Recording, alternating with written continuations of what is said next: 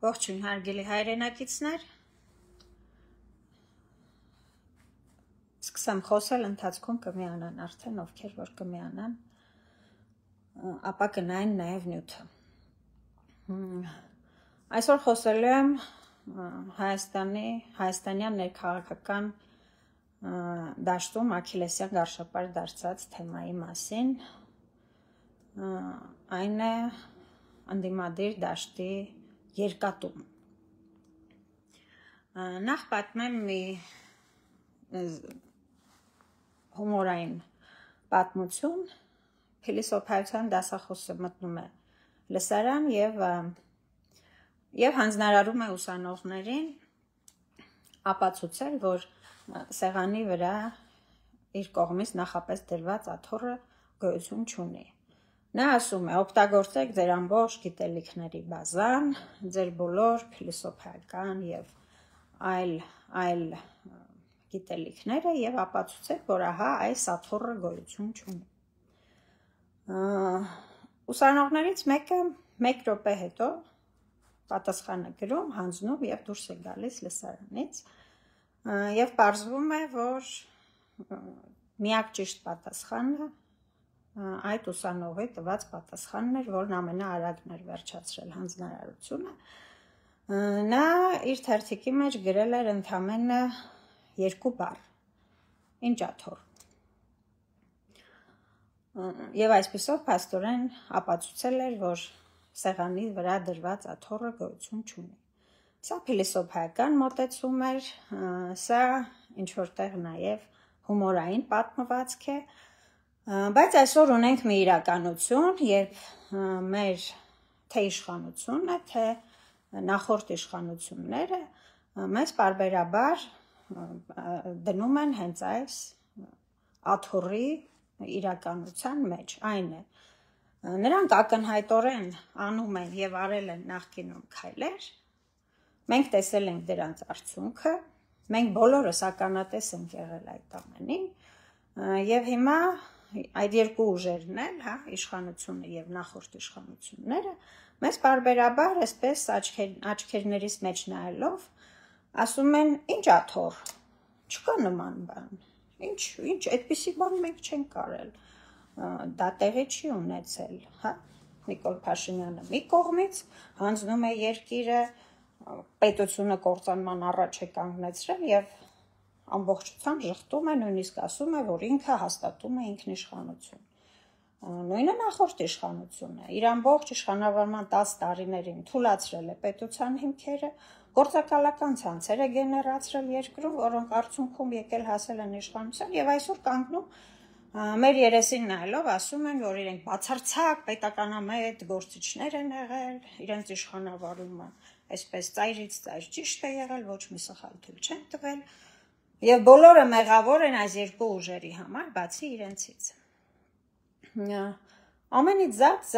ես սա որակում եմ նաև հոգեշեղմունք։ Մարդը պարզապես պետք է, ինչպես տեսնում ենք, Նիկոլ Փաշինյանի դեպքում, որը հստակ է,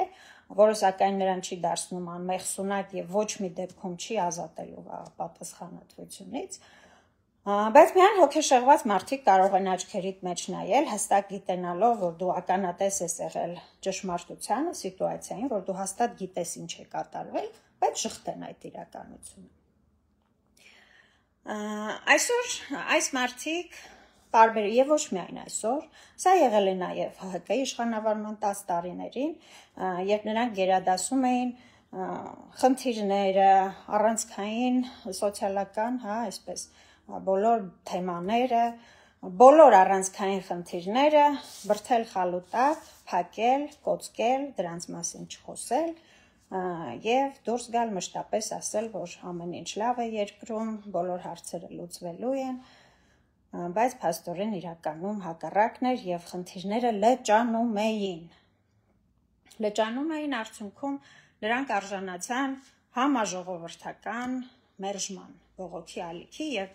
ես չեմ դադարի կրկնել, այն ինչ կատարվում էր փողոցներում 2018-ին, այն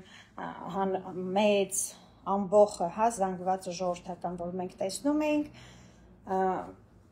մի քանի անգամ ավելի զանգված տաններ նստած, որոնք որ դուրս չէին գալիս փողոց, բայց այդ մարդկանց հավասար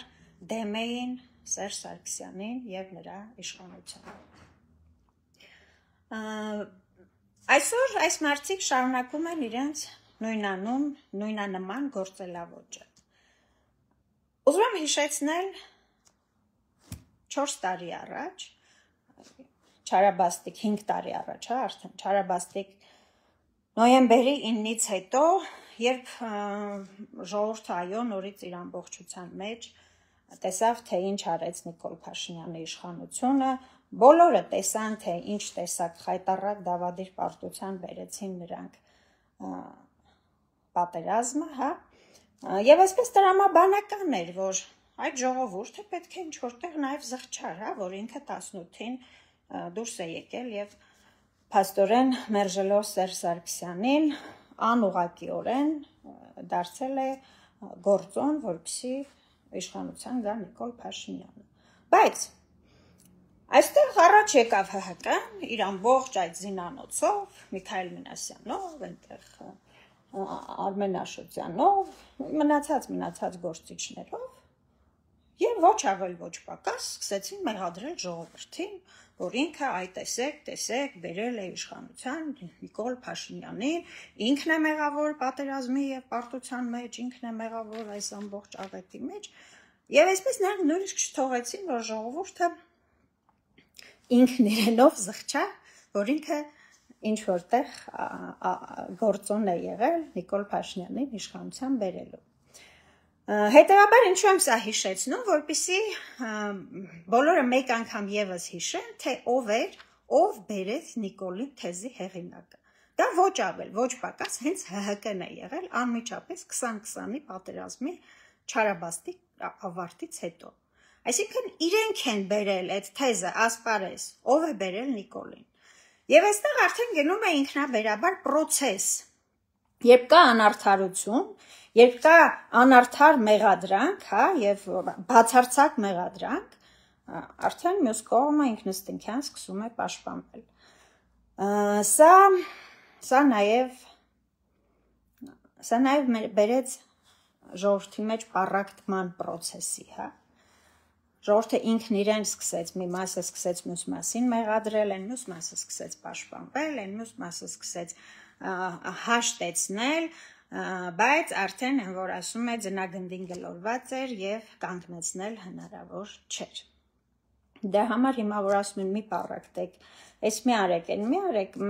ինձ մոտ առնվազն ծիծաղ է առաջանում, որովհետեւ ես այդ ամբողջ process-ը քայլ առ քայլ հստակ հիշում եմ, թե ինչպես տեղի ունեցավ։ Բայց այս մարդիկ սրանով չբավարարվեցին։ Իրենք հաճախ հիմա դուրս են եկել եւ հաճախ այնպիսի թեզեր են հնչեցնում, մասնավորապես երկրորդ նախագահի հասցեին, որոնք հնչել են ժողովրդի կողմից իրենց հասցեին։ Օրինակ, ասում են, որ Քոչարյանը ներկա էր հանրահավաքների, ժողովուրդը ասում էր Քոչարյանն այնտեղ է, մենք չենք գնում։ Ուրեմն, վերջերս ականջս ընկավ, այսպեսի չեմ հիշում ճիշտն ասած, ով էր սրա հեղինակը։ Անձամբ ես իմ շրջապատում 2020 թվականից մշտապես լսել եմ տարբեր մարդկանց, նույնիսկ ծանոթ, անծանոթ, Facebook-յան ընկերների կողմից, որ իրենք դուրս կգան հրապարակ, իրենք դուրս կգան հանրահավաքի, միայն այն դեպքում, երբ Ռոբերտ Քոչարյանը իր դեմքով դուրս կգա եւ կդիմի ժողովրդին։ Սա չեղավ։ Ռոբերտ Քոչարյանը 2020 թվականին դուրս չի եկել հանրահավաքների բեմ, դրանից հետո էլ դուրս չի եկել հանրահավաքների բեմ, եւ մենք միայն մեկ անգամ ենք տեսել երկրորդ նախագահային հանրահավաքի բեմում, դա նախընտրական շրջանի վերջին հանրահավաքն էր, որը այնքան մարդաշատ էր, որ կրկին մենք կարող ենք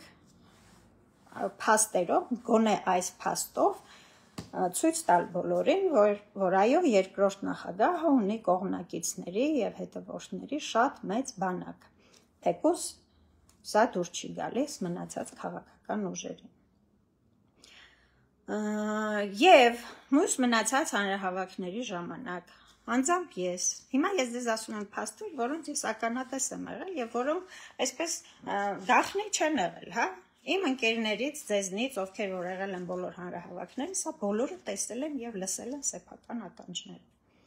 Մարդիկ մշտապես բողոքել են, թե ինչ գործ ունեն ՀՀԿ-ական կարկառումներ այդ հանրահավաքներին։ Այո, մարդիկ չէին ուզում նրանց տեսնել այնտեղ։ Բայց նրանք ի հակառակ բոլորի, ի հակառակ նույնիսկ ընդդիմադիր դաշտում այդ մասնակիցների եւ կազմակերպիչների կոչերին ու հորդորներին, որ մի եկեք ձեր դեմքերով ներկա մի գտնվեք հանրահավաքներին, դա մարդկանց վանում է, դա տարբեր տեսակի նորից պառակտում է ժողովրդին, բայց չէ։ Նրանք մշտապես եկել եւ ներկա են եղել, բեմերից հնչեցրել են այսպես իրականությունից հեռու խոսք, որը ոչ մի կերպ այդ պահին չի արտացոլել խնդիրները եւ մշտապես հղվել են երկու թեզի վրա, Նիկոլ Փաշինյանն է մեղավոր եւ հայ ժողովուրդն է մեղավոր, որ այս ամենը տեղի ունեցավ մեզ հետ։ Ամենից զատ ընկերներ, սա շատ անատամ եւ նույնիսկ քաղաքականության մեջ գտնվող եւ քաղաքագիտությանը ծանոթ մարդկանց համար սա շատ ծիծաղելի թեզ է։ Հենց առաջին հայացքից սա պատիվ չի բերում այդ թեզը կրկնողներին։ Ոչ մի քաղաքական գործիչ երբեք չի հավատա փաստին, որ ժողովուրդը ինքն իրենով ինչ որ մեկին բերում եւ կարգում է իշխանություն, որովհետեւ ցանկացած թիմ կամ գործիչ մինչև իշխանության հասնելու, նույնիսկ մինչև այդ գունավոր հեղափոխությունների, հա, այդ մասովկային հասնելը, այնտեղ տեղի են ունենում բազմաթիվ ստվերային պրոցեսներ, պայմանավորվածություններ, թե ներքին դաշտում, թե արտաքին դաշտում, ինչը եւ եղել էր նաեւ Հայաստանում։ Եվ բոլորը գիտեն սրա մասին։ Բայց սա եւս չի խանգարում, որպեսզի մեր հարգարժան ՀՀԿ-ական կարկառումները անդադար հղվեն այդ թեզի վրա, թե ժողովուրդն էր բերել, մենք այլ ընտրանք չունեինք, քան համաձայնեինք այդ ընտրությանը։ Այստեղ եւս հիշեցնեմ մի փաստ։ Ժողովուրդը ի սկզբանե դեմ էր դուրս եկել Սերժ Սարգսյանի իշխանությանը եւ շատ շատերը նորից անձամբ եմ ներկա եղել եւ լսել այդ բոլոր խոսակցությունները, շատ շատերը չէին էլ պատկերացնում, որ Նիկոլ Փաշինյանը կդառնա Հայաստանի հաջորդ վարչապետը, նման մտադրություն ոչ ոք չուներ, բացի Նիկոլ Փաշինյանի թիմից եւ հիմա ինչպես տեսնում ենք արդեն ՀՀԿ-ի թիմից։ Սրա մասին խոսել են շատերը, սրա մասին նույնիսկ խոսել է Նարեկ Մալյանը, այն հայտնի Նարեկ Մալյանը, որը որ այս տարվա հունվարի 1-ից քավության նոխազներ է փնտրում, թե ով է պայքարի իմիտացիայի հիմքում կանգնած, նույնիսկ նա է ասել, որ 2-3 օրվա մեջ ՀՀԿ-ն այնպիսի տեխնոլոգիաներ գործի դրեց, որպեսզի ժողովուրդը այլընտրանք չունենա արդեն, հա, որպեսզի Նիկոլ Փաշինյանը դառնա վարչապետի հաջորդ թեկնածու։ Այո, սա արվեց, սրան բոլորս ենք ականատես եղել, հետ հայացքով իհարկե այն ժամանակ դեռ տաք էր կրքերը, ընթացքի մեջ էր, շատերս չէինք նկատում այս ամենը։ Ինչ եմ ուզում ասել, ուզում եմ ասել, որ հայ ժողովուրդը այդպես շատ մեծ ցանկություն չուներ Նիկոլ Փաշինյանին վարչապետ դարձնելու։ Այդ process-ը այդպես նորից դիտավորությամբ, այն էլ շատ տգեղ դիտավորությամբ, երբ Սերժ Սարգսյանը դուրս եկավ եւ փաստորեն մարտի 1-ը վաճառեց հայ ժողովրդի վրա, սպառնալով հայ ժողովրդին, որ նոր մարտի 1 եք ուզում։ Չեմ ուզում խորանալ այս արտահայտության մեջ, որովհետև այս արտահայտությունը, այսպես ասեմ, ինչ որտեղ նաև բարոյազուրկ արտահայտություն է, հա, իրեն հարգող եւ իր ժողովրդին հարգող ղեկավարը երբևէ իրեն թույլ չէր տա նման արտահայտություն անել։ Մինչդեռ ժամանակը մեզ ցույց տվեց, որ մարտի 1-ը իրականում մեր պետականության պահպանման օրն էր եւ ոչ ժողովրդին նորից սպառնալու գործիք։ Հաջորդ այսպես տեխնոլոգիական գործելավոճը, որը ունի թե ՀՀԿ-ն, թե Նիկոլ Փաշինյանի իշխանությունը ներկայիս, դա քաղաքական լրջագույն թեմաները անլրջացնել։ Ես դրա մասին բազմիցս եմ խոսել։ Սա հստակ տեխնոլոգիա է, հումորի եւ այսպես կատակի, ծաղրի տալով լրջագույն թեմաները, ոնց որ այսպես ցրում են, հա, ժողովրդի միջից այդ թեմային լուրջ վերաբերվելու միտումը, հնարավորությունը։ Մարդը անդադար, որ լսում է ինչ-որ մի բան կատակի է տրվում, նա ինքնաբերաբար արդեն լուրջ չի ընդունում դա։ Սա եղավ նաև պետական դավաճանություն երևույթի հետ։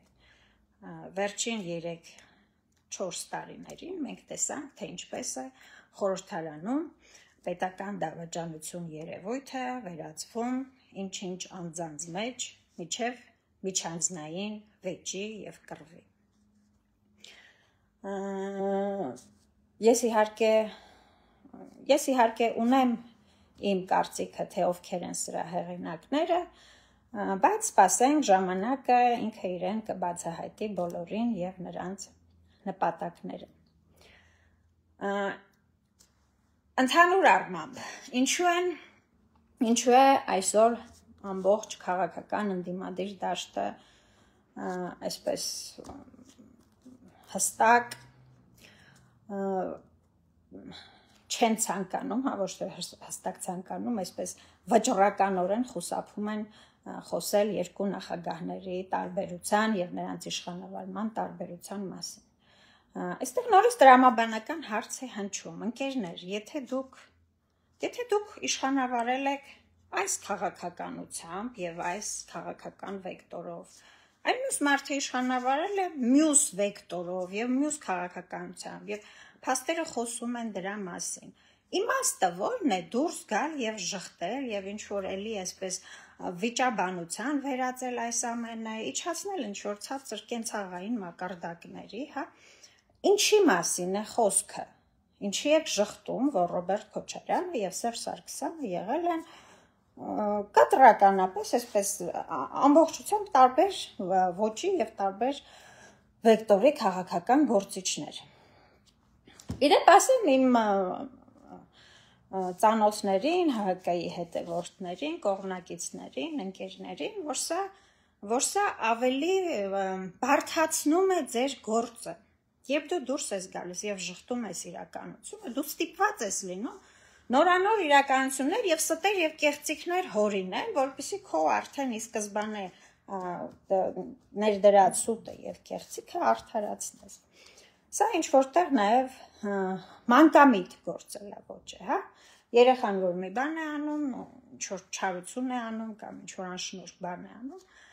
դու նա սկսես նախատել եւ նա մի անգամից ասում է ես դա չեմ արել։ Սա նման է այս երևույթին, հա։ Ինչ որ անում են ՀՀԿ-ականները եւ այն ինչ որ անում է նաեւ Նիկոլ Փաշինյանը։ Եվ ուրեմն ո՞րն է իմաստը ընդդիմանալ այս ընթացքին։ Այո, այս մարդիկ եղել են տարբեր գործիչներ։ Այո, երկրորդ նախագահի դեմ տարիներ շարունակ եղել է դիտավորությամբ համակարգված բամբասանք եւ զրպարտանք։ Սա եղել է։ Հարգելի պարոն Աշոտյանն էլ սա ընդունել է, տեսանյութ կա, որտեղ ինքը ասում է, որ մենք այսպես մտածում ենք, որ երկրորդ նախագահը ցանկություն ունի վերադառնալ քաղաքական դաշտ, եւ փաստորեն սա էր պատճառը, որ անդադար իրենք այդպես երկրորդ նախագահի դեմ բամբասանքներ եւ կեղծ զրպարտություններ էին տարածում։ Սա իհարկե ծիծաղելի է եւ սա ծիծաղելի կլիներ, եթե վերջում չբերեր մեզ չկանգնացներ այս մեծ աղետի առաջ։ Մեկ այլ երևույթ եւս հստակ է, որ եթե մարդը շարունակաբար ստում է, նորից բերեմ Նիկոլ Փաշինյանի օրինակը, հա, ինչ որ մի պահի նա ինքնաբերաբար արդեն, որ ինքը իր ծուղակն է ընկնում, որովհետև շարունակաբար սուտ խոսելով մի օր դու խոսում ես այնպիսի սուտ, որը հակասում է քո նախորդ ստին։ Հաջորդ սուտը հակասում է քո այսօրվա ստին։ Սուտը այսպիսի բան է, հա, ինքը չի կարող երկար գոյություն ունենալ եւ չբացահայտվել։ Նույնը անում են մեր հղկայական ընկերները փաստորեն, քանի որ իրենք նպատակ ունեն փաստորեն ապացուցելու, որ այն 10 տարվա իրականությունը, որին բոլորս ականատես ենք եղել, չի եղել այդպես բան։ Եղել է այսպես, բայց ամբողջ ազգը, ամբողջ հայ ազգը, քաղաքական գործիչները տեսել են հակառակը։ Այստեղ էլ գործ ունենք իրականությանը երկատումների հետ։ Ես չեմ բացառում այն փաստը, որ ՀՀԿ-ն, ինչպես նաև մնացած բոլոր ուժերը, այսպես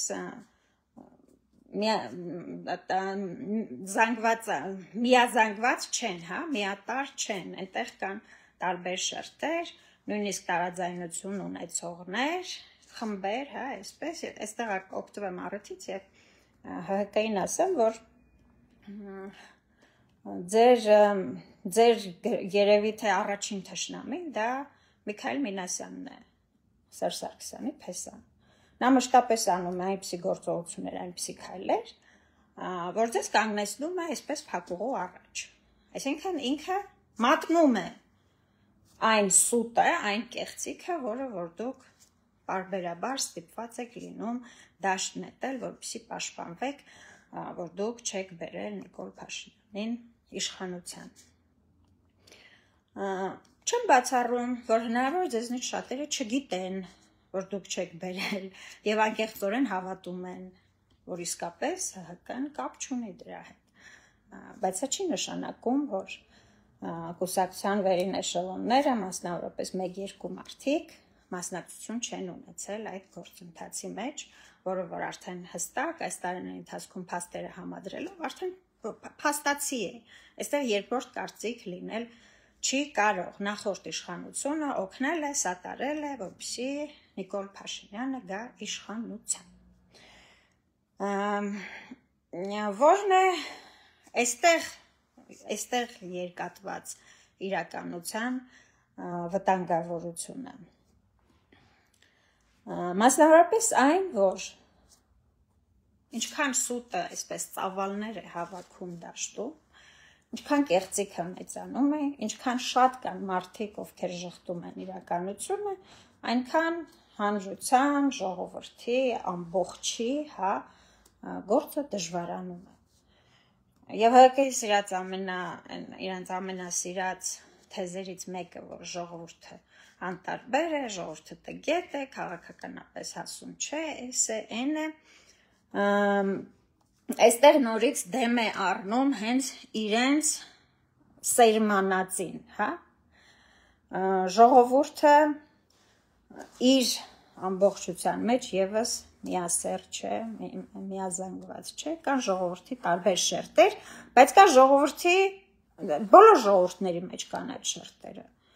բայց կա ժողովրդի նաև մի հատված, որը որ պատրաստ է այսօր գալ եւ կանգնել եւ հանուն երկրի եւ պետության փրկության պայքարել։ Դա մենք տեսել ենք նախորդ 4 տարիների ընթացքում եւ բազմիցս, ինչու մի քանի անգամ, բազմիցս հավաքվել է այնպիսի ժողովրդական զանգված, հա, որ հնարավոր կլիներ իշխանափոխություն իրականացնել այդ զանգվածով, եթե լինեին այն բոլոր ներքին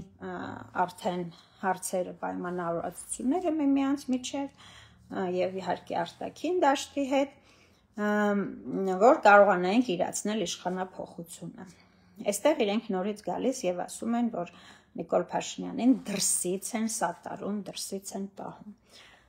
Այս թեզը ես բազմիցս լսել եմ նաև ՀՀԿ-ի իշխանավորման ժամանակ, երբ ասենք ինչ որ իրանք այդ կոնվենցիաներն էին բերում կամ ինչ որ ստիպված էին այնպիսի քայլի գնալ, որ ժողովրդական այսպես ցասմաններ հանդիպելու, հա, իրենք սովոր էին մշտապես ասել Ռուսաստանն է, այնտեղից են դե մենք ինչ անենք, ստիպում են մեզ։ Եվրոպան է, Եվրոպայից են ստիպում մեզ։ Հարգելիներս, ես լուրջ չեմ համարում, լուրջ չեմ համարում, ինչի, որովհետև եթե դու իշխանություն ես եւ դու մշտապես հղվում ես, որ քեզ դրսից ինչ որ մեկը ստիպում է ինչ որ բան անել, սա արդեն նորից խոսում է հենց քո դեմ, այսինքն դու մի իշխանություն ես, որը որ չի կարողանում ինքնիշխան կերպով կառավարել երկիրը եւ մշտապես ստիպված է զիջել իր շահերը դրսի խաղացողներին։ Սա նաև ասել է Սերժ Սարգսյանը 2018 թվականին, որ ինքը պարտվեց ավելի մեծ ուժերի, քան Նիկոլ Փաշինյանն էր, հետագայում, երբ մենք համադրեցինք իր քաղաքականությունը, իր իշխանավարման ընթացքի եւ Նիկոլ Փաշինյանի քաղաքականությունը, մենք տեսանք, որ փաստորեն իրենք երկուսով էլ պրոարևմտյան քաղաքականություն են վարել, այստեղ ինչ-ինչ խոստումներ են տվել արևմուտքին, որ երկրում դեպի արևմուտք վեկտոր կփոխվի, եւ փաստորեն այստեղ ոչ թե պարտության մասին էր խոսքը, այլև այն խոստումի, որ իրենք տվել էին եվրոպացիներին, որ Հայաստանում վեկտոր է փոխվելու դեպի Եվրոպա։ Ինչ էր անհրաժեշտ այդ վեկտորը փոխելու համար, անհրաժեշտ էր երկիր, որը որ պատերազմական կոնֆլիկտի մեջ չի գտնվում որևէ այլ երկրի հետ։ Եվ հենց այստեղ էլ գալիս ենք Արցախի հանձնմանը։ Եվ հենց սա էլ ապացուցում է, որ թե Նիկոլ Փաշինյանը եւ թե Սերժ Սարգսյանը այսպես Եվրոպային խոստացել էին, որ Արցախից կազատվեն Ռուսաստանի հետ բոլոր հարաբերությունները, այսպես ասած, կչեզոքացնեն, ի վերջո կազատվեն Ռուսաստանի տնտեսական եւ ռազմական ներկայությունից եւ վեկտոր կփոխվի դեպի Եվրոմիություն։ Սրա ապացույցները բազմաթիվ են, նորից հոդվածներ, փաստեր, այսպես ելույթներ գալիս են ապացուցելու, որ Սերժ Սարգսյանը 10 տարի հենց սա է արել իր իշխանավարման ընթացքում եւ դրա համար էլ մենք ունեցանք Նիկոլ Փաշինյան եւ ՔՊ-ի իշխանություն փաստորեն։ Բայց իհարկե իրենք սա էլ են շղթում։ Ես չեմ հասկանում ինչու են շղթում, որովհետեւ եթե հաշվի առնենք, որ իրենք իսկապես հավատում էին, որ այդպիսով իրենք երկիրը տանելու են դեպի ավելի բարվոք ապագա, հա, չնայած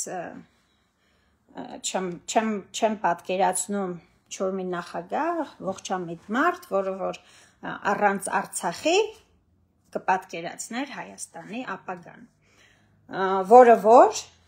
կհղվեր Թուրքիայի հետ հաշտություն կնքելու եւ Թուրքիային նույնիսկ ներգրավելու Արցախի հարցը լուծելու մեջ եւ հուսեր կունենար, որ երկիրը ավելի լավ ապագա է ունենալու։ Սա ոչ թե սխալ է, այլ արդեն ինչ-որ մի կետից սա հանցանքի է վերածվում։ Այս քայլերին գնացող մարդիկ կամ գլխի հետ նորից խնդիր ունեն, հա, կամ քաղաքականապես առհասարակ հասուն չեն եւ չեն հասկացել, թե իրենք որ երկրում են գտնվում, ինչ աշխարհաքաղաքական դիրքում, կամ պարզապես համագործակցել են դրսի ուժերի հետ,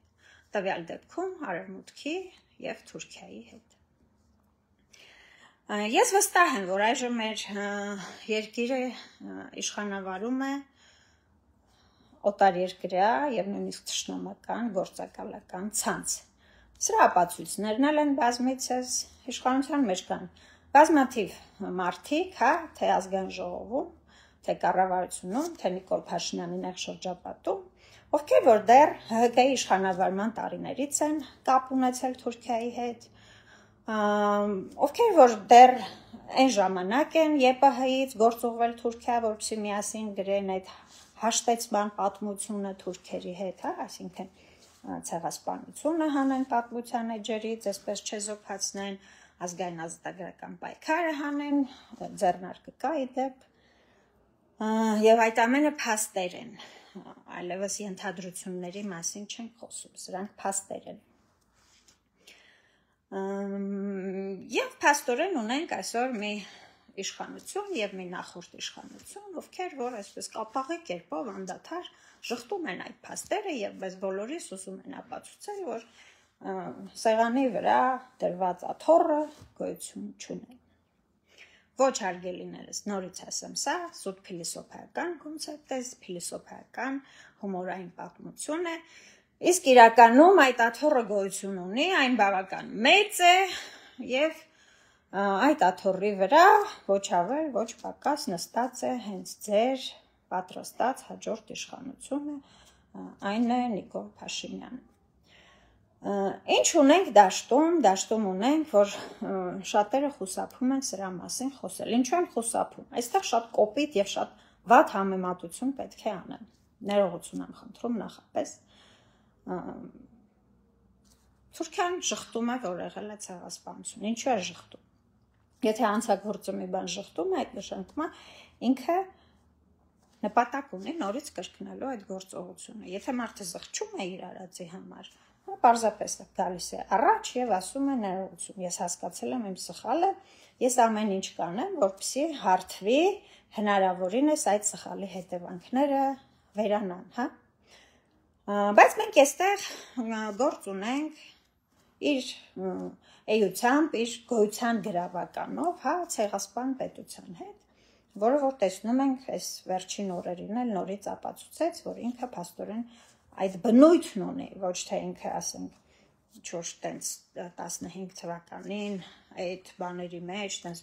պատահաբար է ցեղասպանել 1.5 միլիոն ժողովրդի, հա, չէ, պարզապես սա նրա բնույթն է։ Նա սա բարբերաբար գործել է տարբեր ազգերի հանդեպ, հա, հայեր, հույներ, ասորիներ, քրդեր, այսօր նաև ալևիներ, եւ փաստորեն չի ընդունում այդ մարդը իր ոճիրը, որովհետեւ նպատակ ունի նորից կրկնելու այդ ոճիրը։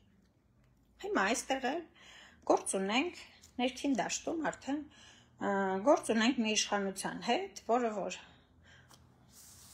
իր ամբողջ իշխանավարման ընթացքում կոպիտ սխալներով, կոպտագույն սխալներով երկիրը բերել հասցրել է այն օրվան, որ ստիպված է եղել գործակալական ցանց բերել իշխանություն եւ հիմա ինքը չի ընդունում իր այդ սխալը։ Ինքը ամեն ինչ անում է, այսպես նույնիսկ ծիծաղելի դիրքերում հայտնվելով, բայց միևնույն է, ամեն ինչ անում է ժխտելու, բոլորի աչքերին թոս փչելու, որ այդ իրանք չեն եղել, որ այդպիսի բան չի եղել, որ մենք բոլորը սխալվում ենք։ Ինչու են մեզ ուզում ապացուցել, որ մածունը սև է։ Այստեղ եւս մի պատճառ կա, որովհետեւ նպատակ ունեն ետ վերադառնալու իշխանության։ Ետ վերադառնալու իշխանության եւ փաստորեն ըստ իրենց վերականգնելու այն ամբողջը, ինչ որ մենք կորցրեցինք եւ Նիկոլ Փաշինյանը այսպես միանձնյա, հա, տանուլ տվեց, հանձնեց, դավաճանեց, այսպես։ Առնվազն ծիծաղելի է այս նպատակը։ Հարգելիներս, դուք 10 տարի ժամանակ ունեիք, որպեսզի ապացուցեիք, որ դուք աշխարհի ամենալավ իշխանությունն եք։ Դուք ապացուցեցիք հակառակը։ Դուք բոլորս ապացուցեցիք, որ դուք աշխարհի ամենավատ իշխանություններից մեկն եք, եւ մենք բոլորս դա ձեր երեսին ասեցինք, անպաշտպան։ Հաշվի չառնելով այն փաստը, որ դուք նորից մեզ խաբեցիք, փաստորեն դուք ավելի վատն էիք, քան մենք ձեզ պատկերացնում էինք, բայց սա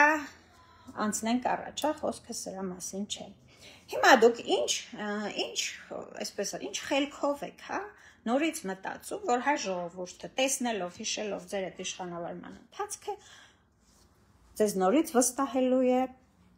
եւ դուք հնարավորություն եք ունենալու շտկել ձեր բոլոր սխալները։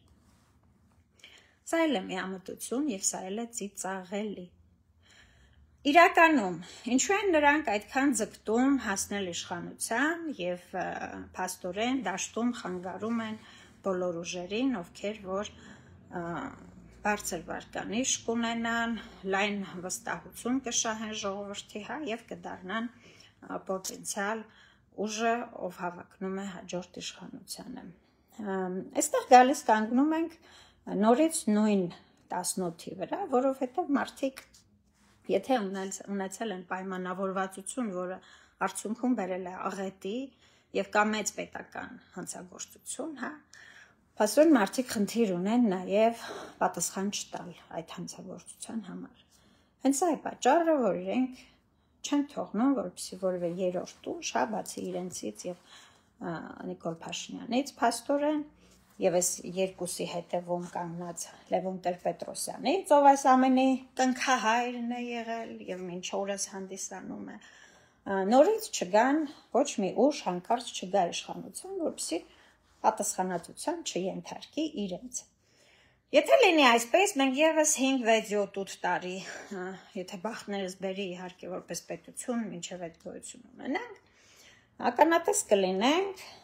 նույն ընթացքին, ինչ որ 2020 թվականից այս կողմ ենք ականատես, կնստեն եւ կասեն, որ նախկիններն էին արել, մենք չենք կարողանում ոչ մի բան շտկել, ստիպված ենք գնալ այս քայլին, ստիպված ենք այս զիջման եւ այլն, բայց հիմքում ընկած է զուտ մեկ նպատակ, որպեսզի ոչ նախորդը, ոչ ներկան չկանգնեն պատասխանատվության առաջ եւ դատարանի առաջ։ Այստեղ են իրենք ցուցաբերում ինչ որտեղ մանկամտություն։ Ամենակործանարար պատրանքը դա անպատժելիության պատրանքն է։ Մարդը, որը կարծում է, որ ինքը անպատժելի է, որ ինքը ինչ անի, վերջում չի պատժվելու դրա համար, նորից կամ գլխի հետ խնդիրներ ունի, կամ վերջացած հանցագործ է եւ բոլորին այսպես ամբողջ դաշտը իր ձեռքի տակ է պահում, այսպես բոլոր լծակներով, բոլոր լայզեիկեքով սենց վերցրել է, ինքը եւ վստահ է, որ ոչ մի տեղից ոչ մեկը չկա, որ դուրս գա իր առաջ եւ իրեն պատժի։ Այստեղ էլ գործում ենք այս երևույթի հետ։ Ինչու է թիրախավորվում Ռոբերտ Քոչարյանը արդեն բազմիցս խոսել ենք եւ նոր չէ երևույթը, տասնյակ տարիներով է թիրախավորվել եւ առանցքում հենց իր այսպես քաղաքական վեկտորն է եղել։ Ռոբերտ Քոչարյանը հակված էր Ռուսաստանի հետ հարաբերությունները խորացնելու, Ռուսաստանի հետ ռազմավարական դաշնակցություն մնալու եւ թե տնտեսական դաշտում, թե ռազմավարական դաշտում, եւ սա բնական է, ես սա չեմ համարում ռուսամետություն, ինքս էլ եմ այդ գծին հարում եւ ես բացարձակ ռուսամետ չեմ, հակառակը, ես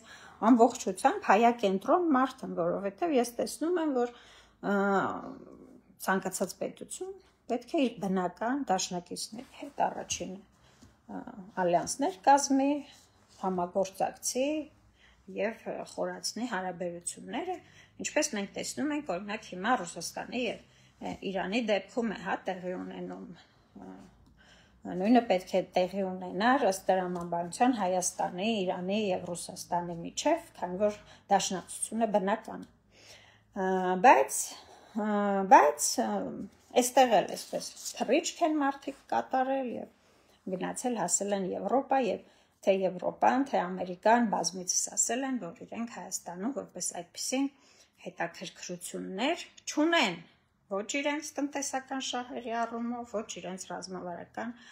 շահերի առումով։ Այստեղ էլ ենք այսպես տարբեր իրականությունների մեջ հայտնվում, որոնք որ փաստորեն մեզ համար ստեղծում են այս նախորդ եւ ներկա իշխանությունները, մոլորեցնելով ժողովրդին, թույլ չտալով, որպեսզի նա իր բնական, հստակ, մտածված, հասուն որոշումը կայացնի, ինչպիսի գործիչ տեսնի իր հաջորդ իշխանության ղեկին։ Ես սա համարում եմ հանցագործություն հայ հանրության հանդեպ, ես այս մեդիա եւ այս տարբեր քաղաքական գործիքներով հանրությանը խաբելու եւ մոլորեցնելու process-ը համարում եմ, այո, մեծ հանցագործություն հայ ժողովրդի հանդեպ։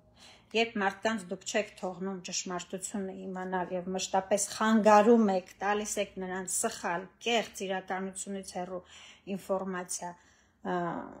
եւ հետո կանգնում մարդուն մեղադրում եք, որ ինքը տգետ է, որ ինքը հասուն չէ, որ ինքը էս է, այն է, սա հանցագործություն է, հարգելիներս։ Եթե ուսուցիչը ունի դասարան եւ այդ դասարանում բոլոր 30 կամ 40 աշակերտները խնդիր ունեն առաջադիմության հետ, այստեղ բացարձակ է, որ Ուսուցիչն է խնդիրը, ոչ թե 40 աշակերտները, հա։ Ինչպես կարող են 40 աշակերտ հիմար լինել, չի, պատկերավոր եմ ասում, հիմա, այստեղ ինչպես կարող է 3 միլիոն հայություն կամ 10 միլիոն հայություն աշխարհասփյուռն էլ հաշված հիմար լինեն եւ բոլորը սխալվեն, սա չի լինում այսպես պարզապես, չի լինում, հարգելիներս, դուք ձեր այդ 15,000-անոցը, 5,000-անոցը, թե 8,000-անոց կուսակցությունները, որքան ուզում եք դուրս եկեք եւ ժխտեք իրականությունը։ Այդպես չի լինում, բայց փոխարենը լինում է, որ դուք մոլորեցնում եք մարդկանց, որ դուք չեք թողնում, որպեսզի այդ մարդիկ հստակ որոշումներ կայացնեն եւ փաստորեն օրհասական պահին դուրս գան եւ պաշտպանեն իրենց պետությունը։ Ներքին դաշտում շատերը պնդում են, որ պառակտում է տեղի ունենում, որ պետք չի թույլ տալ, որ մենք պետք է համախմբենք, իհարկե սա ցանկալի կլիներ, որ չլիներ այս պառակտումը, ցանկալի կլիներ, որ բոլոր ուժերը համախմբվեին, մեկտեղեին իրենց թե մտավոր պոտենցիալը, թե մնացած ռեսուրսները, եւ մենք միասին կարողանայինք հաղթահարել այս չարիքի իշխանությանը։ Բայց փաստորեն սա տեղի չի ունենում, ոչ թե որ մենք դա չենք ցանկանում, մենք շատ ենք դա ցանկանում, անձամբ ես 4 տարի այդ քարոզն եմ տարել բոլոր տեղերում, որ պետք է ամենը մի կողմ դնել, համախմբվել, ուժերը մեկտեղել, որովհետև մեր դիմաց կանգնած փաստորեն այս իշխանությունը, այդպես տենց միատար չէ, իր մեջքի հետևում եւ իր հիմքում կան բազմաթիվ մարդիկ, երևույթներ, ուժեր, որոնք պահում են իրենց նշանակում է մենք էլ պետք է մեկտեղվենք, բայց այս մենքը փաստորեն եւս հարաբերական է, որովհետեւ մեր մեջ կար մի ուժ, որը որ այդքան էլ չէր ցանկանում, որ Նիկոլ Փաշինյանը հենց այդպես վեր կենա եւ գնա իշխանությունից, այլև ցանկանում էր, որպեսզի Նիկոլ Փաշինյանը իրեն իշխանությունը փոխանցելով վեր կենա եւ գնա։ Նորից եմ ասում, որ հանկարծ ու հանկարծ որևիցե այլ ուժ չգա իշխանության։ Սա փաստում է այն հանգամանքը, որ մենք 4 տարի հանրահավաքների բեմերից այդպես էլ չտեսանք թիմ, հաջորդ կառավարության, այսպես հստակ թիմ։ Մարդիկ մեռան հարցնելով, լավ, իշխանափոխություն, չնայած հրաժարականի հստակ պահանջել մենք այդպես էլ չլսեցինք, բայց մարդիկ անդադար ասում էին, ով է հաջորդ իշխանությունը, ովքեր են, լավ, թիմ ցույց տվեք, ով է ձեր վարչապետի թեկնածու, ով է ձեր կառավարության, որն է ձեր կառավարության կազմը, մենք չտեսանք այս թիմը, ինչու մենք չտեսանք այս թիմը, երևի թե այս հարցին չպատասխանեմ, այս հարցին թողնեմ, որպեսզի ամենքդ ձեր մեջ գտնեք պատասխան, որովհետև շատ պարզ է պատասխանը իրականում, հա։ Լավ, որտեղ այդպեսի թիմ չկար պարզապես, չկար թիմ, որը որ պետք է գար եւ ստանձներ հաջորդ իշխանությունը, թե ինչու չկար, այդ արդեն այդ հարցը ուղղում եմ հարգելի ՀՀԿ-ականներին, ինչու չի կազմավորվում թիմ, որը որ կփոխարինի հաջորդ իշխանությանը, նույնիսկ եթե այդ թիմը, այդ անցումային կառավարությունն է, հա, որի մասին բարբերաբար խոսում եք եւ այսպես տարբեր ուժերից հավաքված պետք է լինի։ Ինչն է խնդիրը, որ այդ թիմը մինչ օրս չի հանրայնացվում եւ օրինակ դաշտ եք նետում Բագրատ Սրբազան, որը ասում է, այո, նրանք կան, նրանք այսպես հրաշալի մարդիկ են, պետականամետ մարդիկ են, մի պատվով, մի մեծ պատվով, այսպես անգամներ շատ անգամներ մեծ պատիվ ունեցող մարդիկ ենքան դուք կպատկերացնեք եւ այդ մարդկանց անունները չի տալիս։ Ինչու՞մն է խնդիրը հարգելիներս, որ դուք մինչ օրս չունեք թիմ, որը որ կփոխարինի ներկայիս իշխանությանը եւ որին որ կներկայացնեք հայ ժողովրդին։ Շնորհակալ եմ բոլորին լսելու համար։ Եվս մեկ անգամ ընդգծեմ այն թեման, որով որ սկսել էի լայվը, ինչու է քաղաքական դաշտը խուսափում առանցքային խնդիրները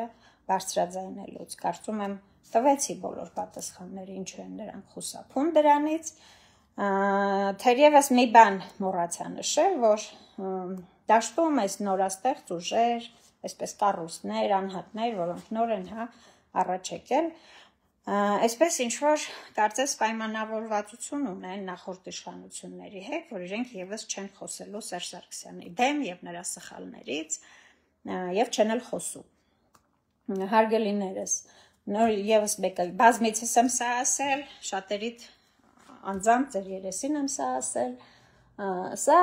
այն սխալն է, որը որ 4 տարի Նիկոլ Փաշինյանին պահում է իշխանության։ 4 տարի մենք չենք կարողանում, արդեն 5-րդ տարին է պետական դավաճան իշխանությունից ազատվել, քանի որ դուք բոլորդ այսպես ուխտ եք կապել, խոսք եք տվել, որ չեք խոսելու նախորդ իշխանության սխալներից։ Ընտրությունը ձերն է, քանի որ պետությունը կանգնած է շատ մեծ, այսպես անդունդի առաջ։ Կամ դուք կխոսեք նախորդ իշխանության սխալների մասին, որովհետև մինչև մենք չիմանանք պատճառները, թե մենք ինչու եկանք հասանք այսօրին, մենք լուծումները պարզապես չենք գտնի, կամ էլ կգտնվեն նորից թվացյալ լուծումներ, որոնք որ իրականում բացարձակ լուծում չեն լինի։ Մենք ունենանք նորից իշխանությունների ռակիրովկա, կունենանք տեղափոխություն, կունենանք դիմափոխություն, կփոխվեն դեմքերը, չի փոխվի քաղաքականությունը, եւ փաստորեն նույն այդ շրջանի մեջ կշարունակենք պատտվել։ Եթե ձեր նպատակը եւ ցանկությունը սա է, շարունակեք հավատարիմ մնալ Սերժ Սարգսյանին, ձեր տված խոստմանը եւ չխոսել նախորդ իշխանության սխալներից։ Ողջունում եմ բոլոր նրանց, ովքեր որ process-ը համարում են առողջացնող, քանի որ այն իսկապես առողջացնող։ Թե հայ ժողովուրդը, թե մնացած բոլոր այսպես քաղաքական թիմերի ներկայացուցիչները, ովքեր որ մոլորության մեջ են, ունեն իրավունք իմանալ ճշմարտությունը։ Եվ խնդրում եմ բոլորիդ այս սրա հետ հաշվի նստել, Մարդիկ պետք է իմանան ճշմարտությունը, քանի որ չափ կա, թե ստին, թե կեղծիքին, թե մանիպուլյացիաներին, չափ կա։ Իսկ այն ինչ մեր երկրում կատարվել է այն բանի պատճառով, որ չափը անցել են բոլորը։ Նորից շնորհակալ եմ ինձ լսելու համար, հարգելիներս։ Կարող եք ընթացքում ինձ գրել ձեզ հուզող հարցերը դաշտի մասին, եւ ես այսպես բարբերաբար ուղիղ եթերով կանդրադառնամ եւ կպատասխանեմ ձեր հարցերին։ Ինչ նոր հանդիպում։